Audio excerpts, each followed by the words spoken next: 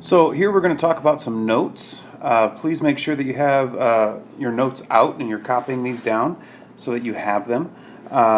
Also, if I go too fast, again, remember to pause, go back and watch the video again if you need to, take a moment to write things down, and of course, if you still have questions, simply ask. Thank you. Okay, so today we have 4 postulates to talk about. Now please remember that a postulate is a rule that is just accepted. It is what it is. It's a known fact. Okay, so let's start out with postulate number 1. Postulate 1-1. Through any 2 points, there is exactly one line. So here is our example of that. And we have points A and B, and so there is one line through it. And you used this, of course, in Algebra 1 when you were graphing lines. You learned that you needed 2 points to graph that line. You would start with the origin or whatever your first point was, then you'd count a slope, find another point, and then, of course, draw a line through them. So line T passes through points A and B, and then, this is important, line T is the only line that passes through both points.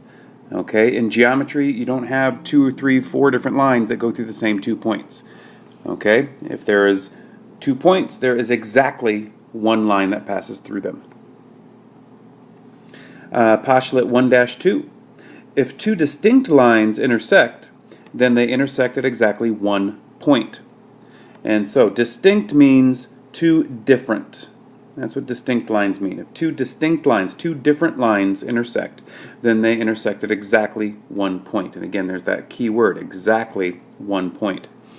So they tell us here that line AE is intersecting line DB, and then their intersection is going to be that point right there, C.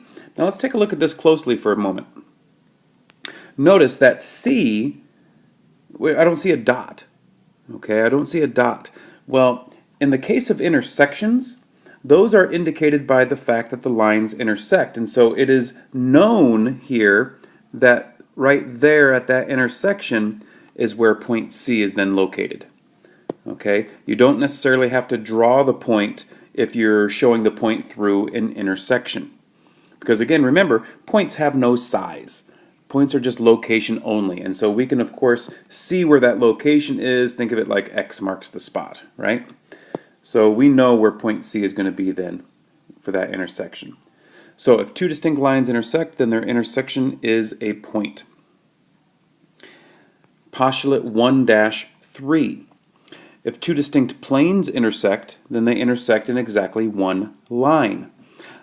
So taking a look here, let's look a little closer here. We have 2 planes, okay, I'll refer to it as the gold plane and the blue plane, but really that gold plane, we could call that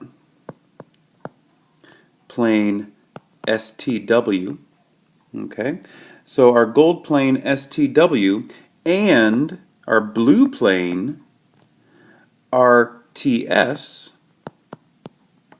they're intersecting.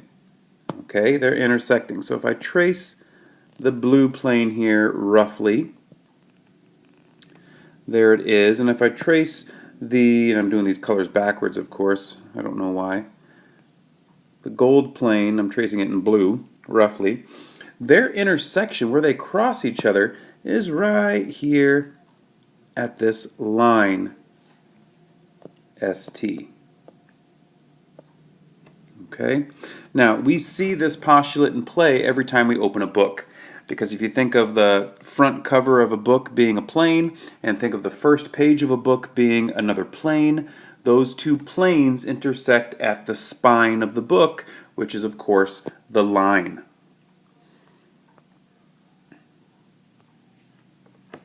So if 2 planes intersect, then they intersect at exactly 1 line.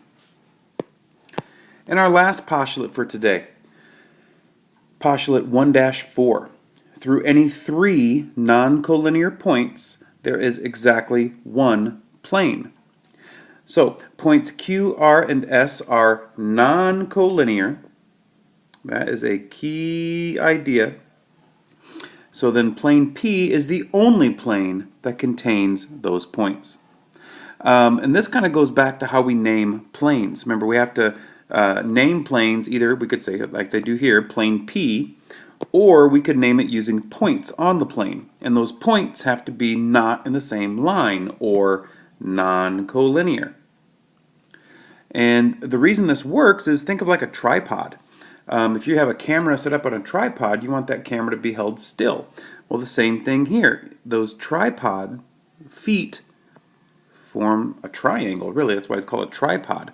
But really, we don't necessarily need any particular type of triangle, but we do need then 3 points that are not in a straight line. Think of that tripod as holding things still. It's then determining one plane by doing so. Alright, go ahead and continue on to the next video in Class Kick, and I'll show you some examples.